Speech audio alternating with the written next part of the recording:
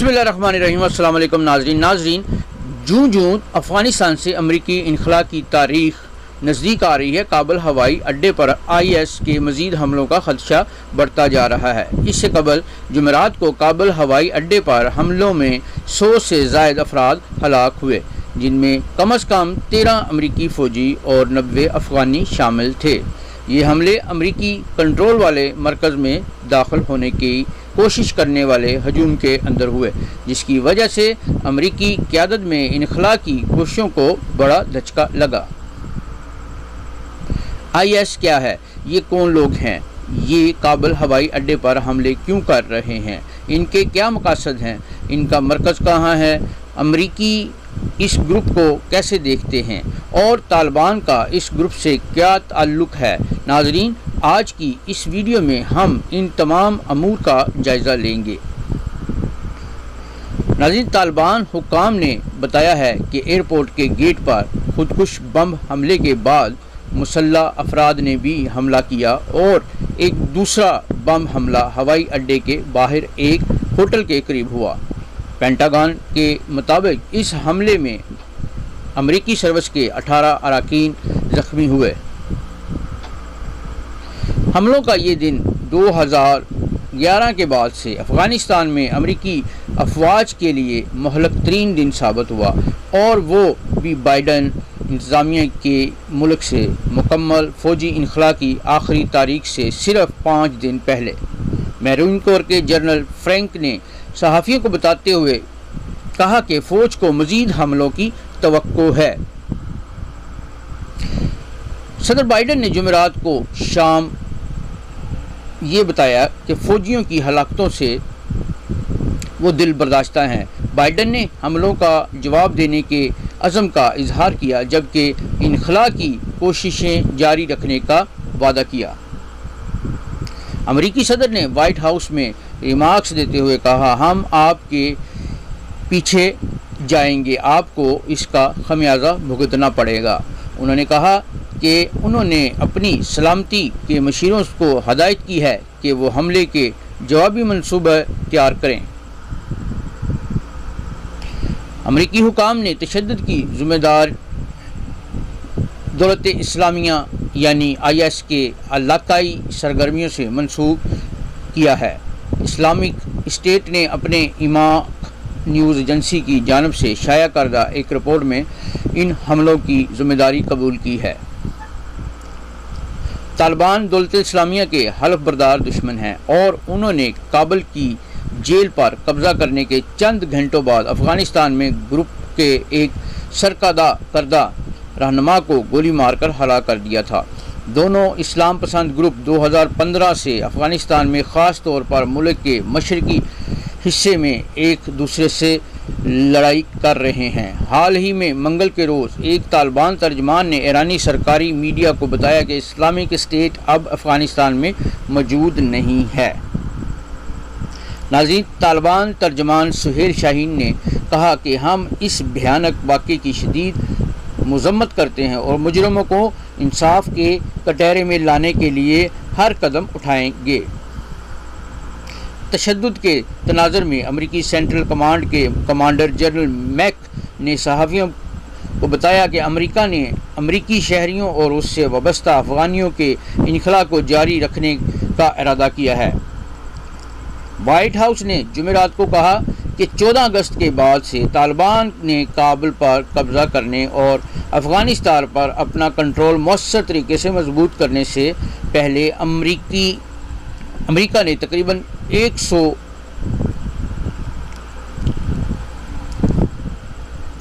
1 लाख अफराद को निकाला है।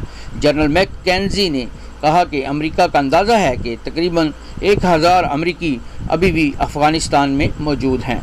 जनरल मैकेंजी ने कहा कि अमरीकी हवाई अड्डे के दरवाज़ों के बाहर सिक्योरिटी पर तालिबान के साथ हम आहंगी जारी रखे हुए हैं। बाज़ औक़ात तालिबान के साथ मालूमात भी शेयर करते हैं।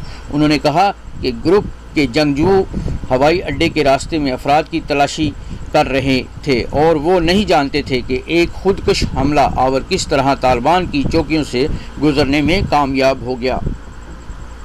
ناظرین، جنرل میک کینزی نے کہا کہ اگر ہم تلاش کر سکتے ہیں کہ کون اس سے وابستہ ہے تو ہم ان کے پیچھے جائیں گے۔ جمعرات کو ہونے والی امریکی ہلاکتوں میں 10 میرین، 2 فوجی اور 1 ملاح شامل ہیں۔ فروری 2020 کے بعد افغانستان میں یہ پہلی امریکی فوجی جنگی ہلاکتیں تھیں جب ٹرمپ انتظامیہ اور طالبان نے امریکی فوجیوں کے انخلاء کے معاہدے پر دستخط کیے۔ جمعرات کو ہلاک ہونے والے 13 فوجیوں نے اس حملے کو اگست 2011 کے بعد سے بدترین حملہ بنا دیا، جب عسکریت پسندوں نے ایک چونک ہیلی کاپٹر مار گرایا جس میں 31 امریکی، 7 افغان اور 1 فوجی کتا بھی مارا گیا۔ حملوں کے وقت ہوائی اڈے کے دروازوں کے قریب ہزاروں افغانیوں نے داخلے کے خواہاں افراد کی بھرمار کر دی تھی، جو کہ مغربی حکومتوں کی جانب سے اسلامک اسٹیٹ کی علاقائی شاخ کی جانب سے آنے والے حملوں کے انتباہات کی خلاف ورزی تھی۔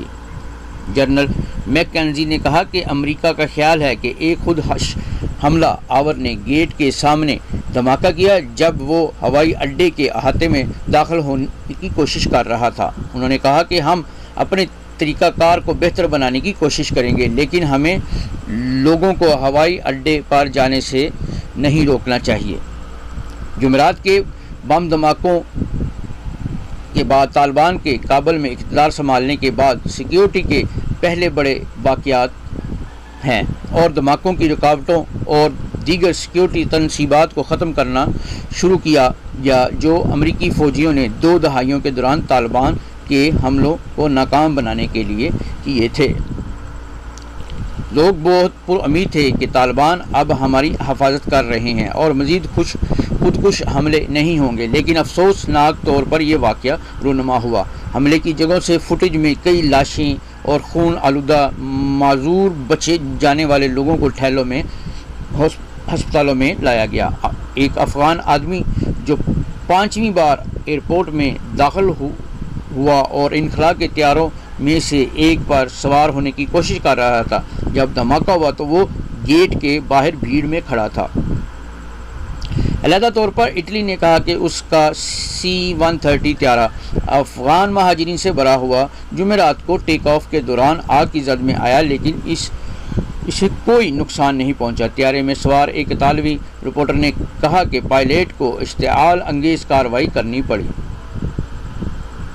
ناظرین، جمعے رات کو ہونے والے دھماکے اس وقت ہوئے جب امریکہ کے کئی اتحادیوں نے کہا کہ وہ افغانستان سے انخلاء کی پروازیں روک دیں گے۔ ممکنہ دہشت گردانہ حملے کی انتباہ کے درمیان ایئر لفٹ کے مواقع ختم ہونا شروع ہو گئے تھے۔ دھماکے طالبان کے افغانستان میں دوبارہ امن قائم کرنے کی کوششوں کے لیے براہ راست بہت بڑا چیلنج ہے۔ لندن میں قائم international centre for the study of radicalisation کے غیر رہائشی ساتھی ٹور ہیمنگ نے کہا ہے کہ اسلامک اسٹیٹ طالبان کو نااہل قرار دلوانا چاہتی ہے۔ یہ اختیار کی جنگ ہے۔ دونوں گروہوں کا کہنا ہے کہ ان کے امیر عالمی مسلم کمیونٹی کے رہنما ہیں، وہ ساتھ نہیں دے سکتے۔ امریکی فوج کے انخلاء سے قبل انخلاء کی پروازیں تیزی سے بند ہو رہی تھیں، جسے مسٹر بائیڈن نے 31 اگست تک مکمل کرنے کی ہدایت کی تھی۔ ہزاروں مغربی شہری اور مستقل رہائشی اب بھی افغانستان میں پھنسے ہوئے ہیں اور بہت سے لوگوں کو خدشہ ہے کہ اب انہیں چھوڑ دیا جائے گا اور انہیں طالبان کے ممکنہ انتقام کا سامنا کرنا پڑے گا۔ رپورٹس کے مطابق اسلامک اسٹیٹ خراسان صوبے کا علاقائی الحاق ہے جو افغانستان اور ملحقہ سرحدی علاقوں میں سرگرم ہے۔ یہ افغانستان کے تمام جہادی عسکری گروپوں میں سے سب سے زیادہ انتہا پسند اور پرتشدد ہے۔ یہ جنوری 2015 میں عراق اور شام میں IS کی طاقت کے عروج پر قائم کیا گیا تھا۔ اس سے پہلے اس کی خود ساختہ خلافت کو امریکی قیادت والے اتحاد نے شکست دی اور ختم کر دیا۔